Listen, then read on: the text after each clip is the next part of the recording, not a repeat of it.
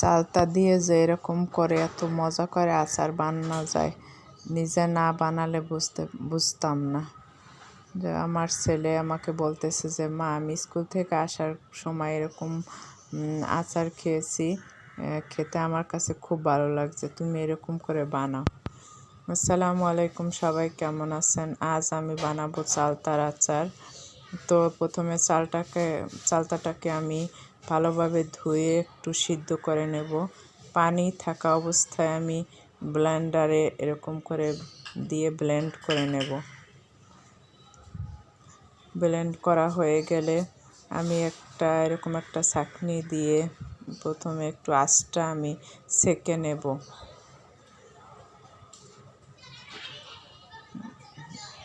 যেরকম একটা চামচ দিয়ে করলে এরকম চালতার এই যে পিউরিটা এটা পড়ে যায়।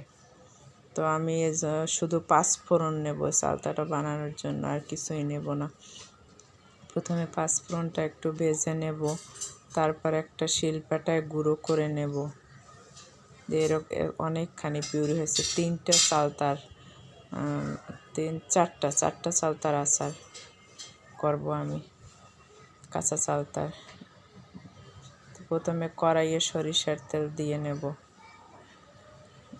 যে যেরকম খায় সরিষার তেল। তারপর 5 ফোড়নটা একটু দিয়ে দেবো, অল্প একটু। তারপর ওই যে চালতার পিউরিটা দিয়ে দেব।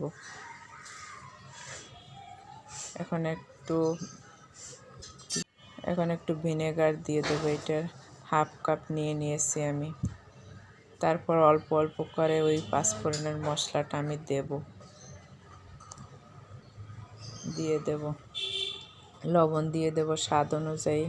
তারপর একটু কালো কালার আনার জন্য আমি অল্প একটু হলুদের গুঁড়ো দিয়ে দেব। এখন বিট লবণ দিয়ে দেব, বিট লবণটা একটু বেশি দেব। এখন চিনি দেব 1.5 কাপের মতো, এই কাপের 1 কাপ। এখন দেখেন কত পাতলা হয়ে গেছে, চিনি দিলে বাকিটুকু দিয়ে দেব। আরও চিনি আমি 1/2 কাপ দিয়ে দেব, কিন্তু এটা মানে ভিডিওতে আসে নাই। তো এরকম নাড়াচাড়া করতে করতে করতে করতে ঘন হয়ে যাবে।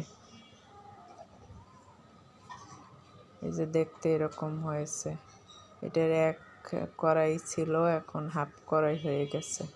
এখন একটা স্টিলের প্লেটে একটু সরিষার তেল দিয়ে দেব, স্টিলের প্লেটে ঢেলে নেব। ঢেলে আমি রোদে দেব, রোদ আছে বেশি, রোদে দেব। রোদে দিয়ে পরে আমি একটা জারে ভরে নেব আর কি। দেখতে এরকম হয়েছে।